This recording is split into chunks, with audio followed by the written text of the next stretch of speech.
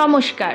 আজকের ভিডিওটি আমার বা সুপ্রিয়র কারোরই হচ্ছে না, তাহলে কিসের ভিডিও হচ্ছে দেখতেই থাকুন।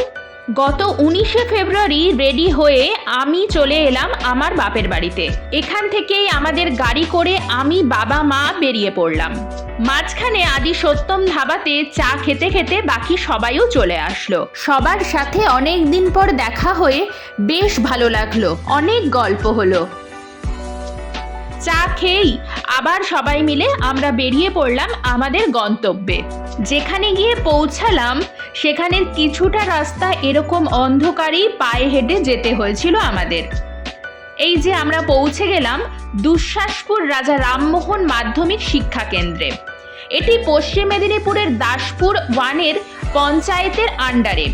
এখানে আন্তর্জাতিক মাতৃভাষা দিবস ও বিদ্যালয়ের প্রতিষ্ঠা দিবস উপলক্ষে 3 দিন যাবৎ অনুষ্ঠানে বাবাদের সংগঠন ক্রান্তিকের নাটকের অনুষ্ঠান ছিল।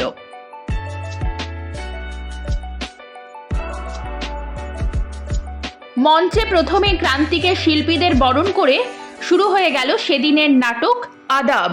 আসলে এটি সমরেশ বসুর একটি গল্প, যেটাকে নাট্যরূপ দেয় অসীম বন্দ্যোপাধ্যায়।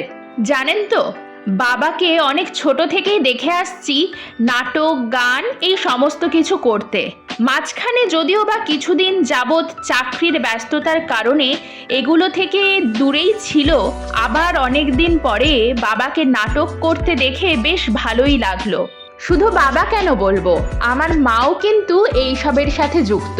আপনারা বলতেই পারেন আমার পুরো ফ্যামিলি কালচারাল দিকের মানুষ। তবে ওই চর্চায় না থাকলে যা হয় আর কি। নাটক শেষ হতে আমরা আবার বেরিয়ে পড়লাম অন্ধকার রাস্তা পেরিয়ে বাড়ির উদ্দেশ্যে। বাড়ি ফেরার পথে আমরা আলু বিরিয়ানি, চিকেন বিরিয়ানি, রুটি তড়কা ও কোল্ড ড্রিঙ্কস দিয়ে ডিনারটা সেরে ফেলি আদি সত্যম ধাবাতে। আপনাদের এই ভিডিওটি কেমন লাগলো জানাবেন কিন্তু। ধন্যবাদ।